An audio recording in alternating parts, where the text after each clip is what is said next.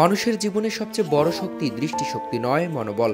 সেই সত্যের এক বেদনা মাখা কিন্তু অনুপ্রেরণামূলক উদাহরণ দিনাজপুরের হিলি পৌরসভার ছোট্ট ডাঙ্গাপাড়ার অন্ধ আব্দুল মাবুদ।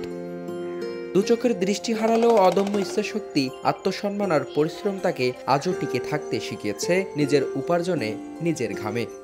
এক ছেলে এক মেয়ে এখন বর্তমানে এই ভাঙড়ি ব্যবসা করে খায়। এখানে লঞ্চা আছে, তারা আছে, বুট আছে, চানাচুর আছে, এগুলো এখন ব্যবসা করে খাই। কিন্তু বাড়িয়ালি শরীরের অবস্থা ভালো না, ছেলে ভাত দেয় না, বুঝলেন। নিয়ে সংসার করে এরকম 100-150 কোনো দিন হয়, এরকম ব্যবসা করে খাই। 65 বছরের আব্দুল মাবুদ জন্ম থেকেই কম দেখতেন, এখন পুরোপুরি অন্ধ। স্ত্রীকে নিয়ে ছোট্ট সংসার, ছেলে মেয়েদের মানুষ করতে জীবনভর কষ্ট করছেন, না খেয়ে তাদের পড়ালেখা করিয়েছেন, বিয়ে শাদী পর্যন্ত সব দায়িত্ব পালন করেছেন। অথচ আজ সেই সন্তানরাই তাদের খোঁজ নেয় না। সকালে ফজর নামাজ টামাজ পড়ে আসে, ওই সাথে ঘুরে আসে, ভাত পাক করি, খাওয়া দাওয়া করে, গোসল করে খাওয়া দাওয়া করে যায়। কখনো ভাত সাজিয়ে দেয়, কখনো দেই না। ফির কাজ কাম করে বেচা কেনা করে আবার ফির আতরে ফির এই মহরমের নামাজ পড়লে হয় এসার রক্ত আসে, কোনো এসার নামাজ পড়ে আসে।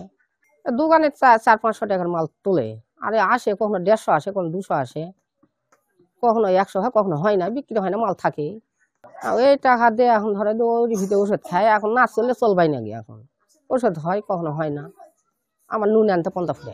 প্রতিদিন ভোরে কাঁধে বাহক ঝুলিয়ে বাদাম, কটকটি, বুট আর মিঠাই নিয়ে রাস্তায় বের হন তিনি। মাঠপাড়া, ডাঙ্গাপাড়া, চারমাথা মহিলা কলেজ, চুরিপট্টি এসব এলাকায় ভাঙড়ির বিনিময়ে বিক্রি করেন খাবার। মানুষের দয়ার উপর ভরসা নয়, নিজের পরিশ্রমেই চালান সংসার। অন্ধ মাবুদ আবেগ ভরা কণ্ঠে বলেন, চোখে দেখি না তাই কাজ করি, কারো কাছে হাত পাতি না, কষ্ট আছে কিন্তু শান্তি আছে। এই ভদ্রলোক আপনার ভাঙ্গারির জিনিস বিক্রি করে। তার যে দুইটা ভাঙ্গারির যে জিনিসগুলো সে কাঁধে নেয়, তার বয়সের চেয়ে এই জিনিসগুলোর ভারে সে নুজু হয়ে পড়ে। তো আমি তাকে মাঝে মাঝে দেখার পরে একদিন জিজ্ঞেস করি যে তার সম্পর্কে, তার সাথে কথা বলি যে আপনি এই বয়সে এগুলো করেন।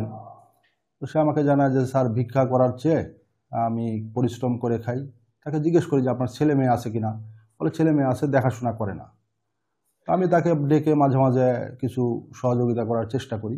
সচ্ছল সন্তান থাকা সত্ত্বেও বৃদ্ধ বাবা মায়ের এমন দুঃখজনক জীবন পুরো সমাজের জন্য লজ্জা।